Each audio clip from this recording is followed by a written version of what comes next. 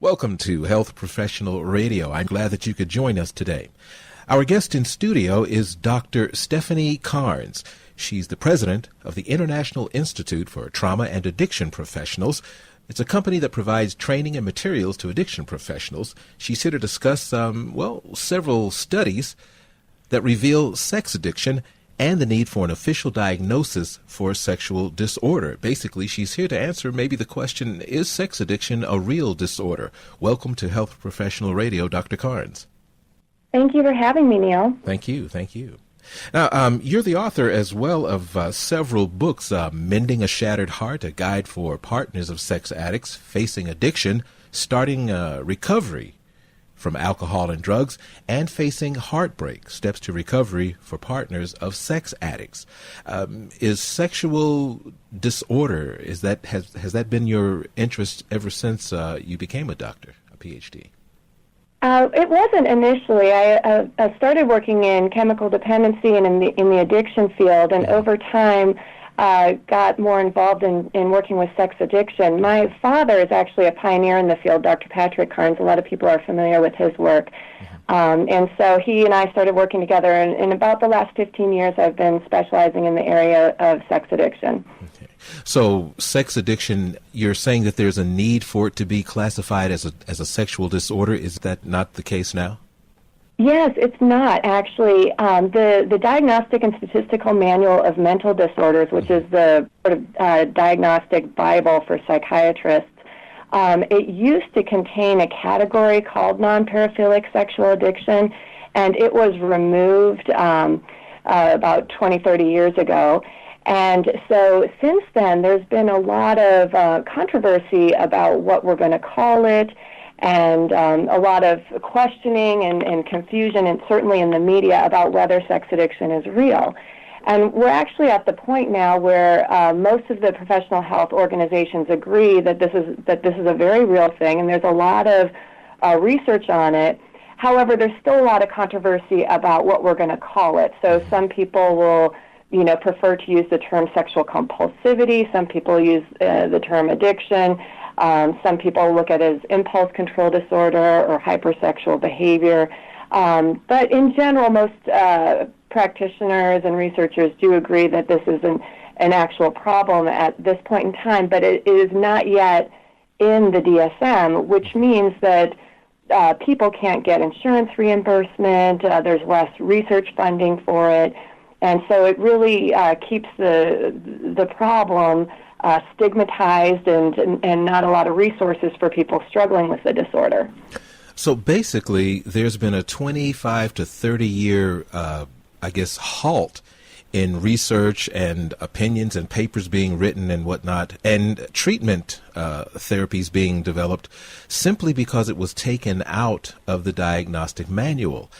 I wouldn't say that, Neal. I actually wouldn't say that, because there's been a lot that's been published and actually a lot of research, but it's been very controversial. Okay. There have been concerns that, people have had concerns that it would overclassify sex offenders, even though the data and a lot of the research shows that when you use the criteria, it doesn't overclassify offenders, or that you'd be pathologizing normal sexual behavior that's healthy. But we're really starting to narrow down a set of criteria. If you look across all the different research, there really is a constellation of behaviors that most theorists agree upon. And so, a lot of those concerns are not really legitimate concerns. So we are waiting for the DSM committees to actually review and look at this as a legitimate diagnosis, and hopefully they'll be doing that. They've just recently made the DSM a working document so people can submit proposals. And the ICD, the World Health Organization, has a manual called the ICD. They're coming out with their 11th version, and they actually have included sexual compulsivity and sexual addiction in their classification system, which most physicians use.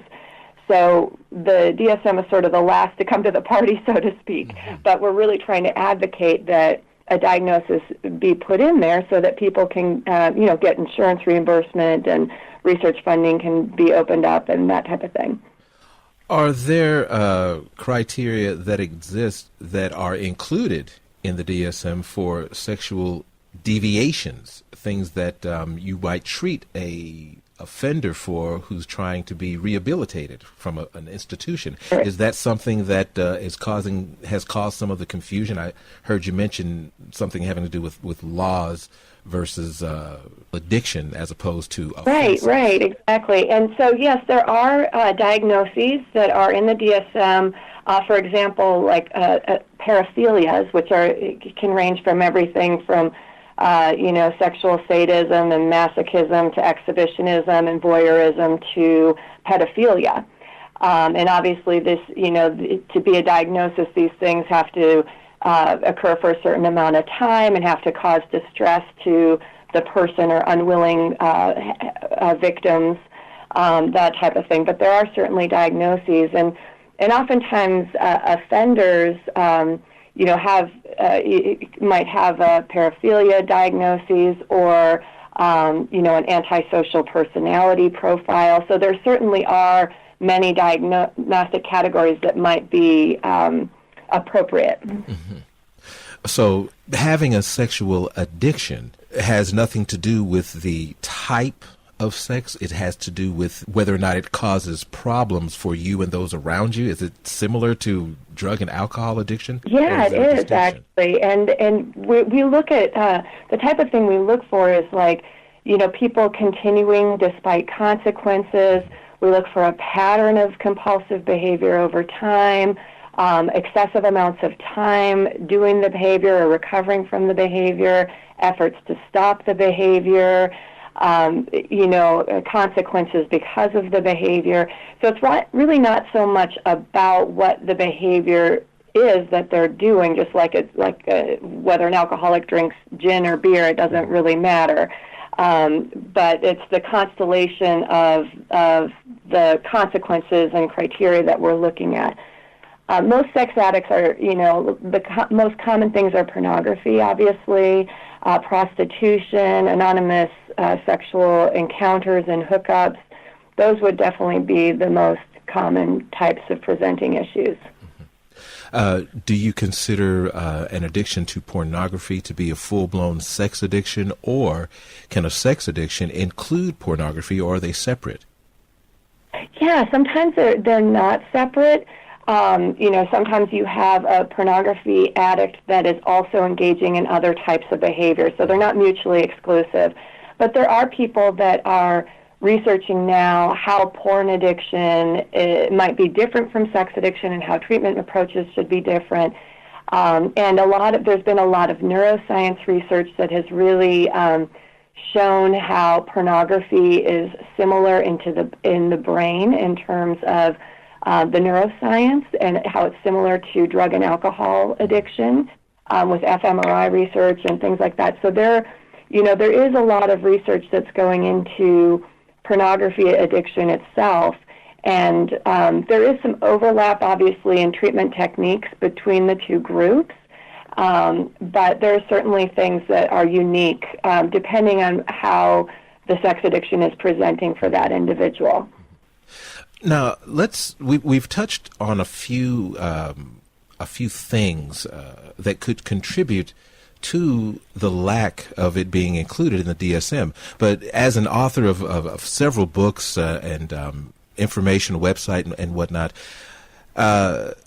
what do you think is the reason that it was taken out of the DSM, which caused the controversy? I mean, had that gap not existed, do you think that much larger leaps and bounds and strides would have been made into the research into this, what is not yet a disorder, but probably would have been if not for this information gap?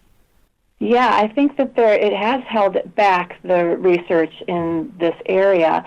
The reason why, different reasons that I've heard that it was taken out is that there was concern that a diagnosis would be used to get sex offenders off the hook in court cases, although a pedophilia diagnosis doesn't usually get people off the hook, or a drug addiction diagnosis doesn't get people off the hook. But there was, concern around that. There was also, some would argue that it was theoretical that it was an addiction. which there's still a lot of argument about, the theory underlying this disorder, like is it a compulsion, is it an addiction, is it an impulse control disorder? And so there's a lot of back and forth on the differences from a theoretical perspective there. Do you find that there is more resistance experienced from the medical community, the medical financial community, as in insurance companies and HMOs and things of that nature? Or do you find that many patients or potential patients are reluctant to buy into it being an addiction or disorder? Maybe they were in their search for what was wrong or what the problem was, they were hoping for something else. Yeah, I've actually, in terms of physicians, I've found physicians to be pretty open to the idea of sex addiction and sexual compulsivity overall. As a matter of fact, the American Society of Addiction Medicine, in their most recent edition of their definition, which took them 4 years to develop and had 80 neuroscientists involved in defining addiction, they actually included what we call behavioral addictions, which is like, food, sex, gambling, that type of thing, that those things, because they know that the neuroscience is very similar to what we see in chemical dependency. There's a very similar process going on with the reward system in the brain. And so physicians have been pretty open about it. There are people in the sex therapy community, and not all, of course, there are some that are very open to the concept of sex addiction, but there are people and that community is one that has always been very concerned about, looking at sex in a positive way, promoting the ideas of sexual health and LGBTQ advocacy, and we want people to be able to explore their sexuality all in a positive way.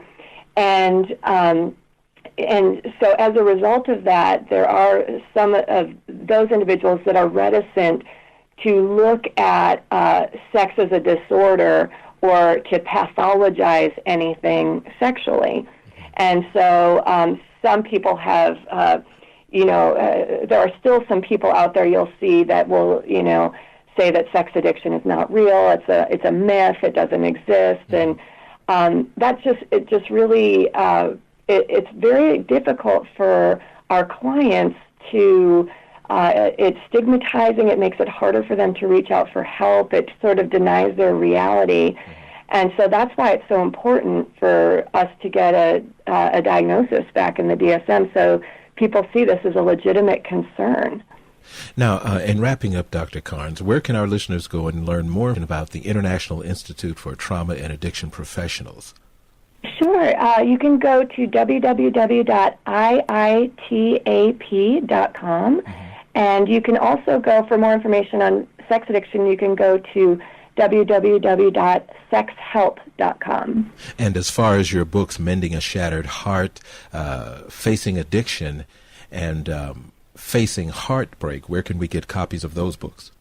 They're available on Amazon. Great. Well, it's been a pleasure, Doctor. Thank you very much, Neal. You've been listening to Health Professional Radio with Dr. Stephanie Carnes, president of the International Institute for Trauma and Addiction Professionals, a company that provides training and materials to addiction professionals. And we've been discussing whether or not sex addiction is a real disorder and whether it should be included in the DSM. Transcripts and audio of this program are available at healthprofessionalradio.com.au and also at hpr.fm. And you can subscribe to this podcast on iTunes and listen in on SoundCloud.